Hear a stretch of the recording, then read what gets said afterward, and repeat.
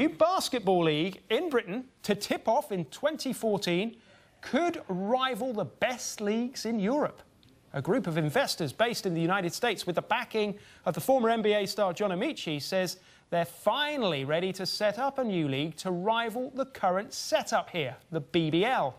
Ron Scott, the commissioner of the so-called British Basketball Association, admitted that although these plans were first touted more than 6 years ago, they are now making progress.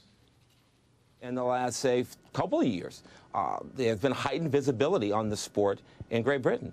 The NBA has been staging regular season and preseason games there for the last 5 years. The EuroLeague, as you know, a couple of weeks ago, for the first time without any British participation, has launched or has staged their Final Four championships. So I think the eyes are on Great Britain right now. And you look at this against the backdrop of the top 3 markets for basketball in Europe, Spain, Greece, and Italy, are having very difficult times. And there's no real sense of financial control amongst the European leagues at all.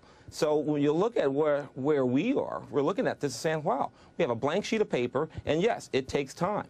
But the conditions are much better now, and the conversations that we're having are much more fluid now to lead us to believe this is the right time, with the right moment, with the right team, and the right model to make it finally happen. Very briefly, Ron, how big can the BBA be? The BBA inside 10 years can be competitive with the best leagues in Europe, and it's our goal is to put a British team in the European Championships and win it inside the next decade. It can be that big. I think it takes collaboration amongst all stakeholders, the governing bodies, the BBL, and the general public to just look at how Great Britain can be. For the first time ever, we've seen a lot of one of the highest paid players in the NBA, Luol Deng from Great Britain. More than any other time in history, more British players are playing on the continent. They're playing in America. They're playing in our NCAA system. They can't play back home, but they can't earn a living wage.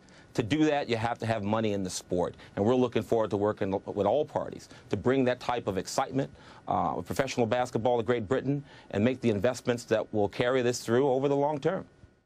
To the NHL, the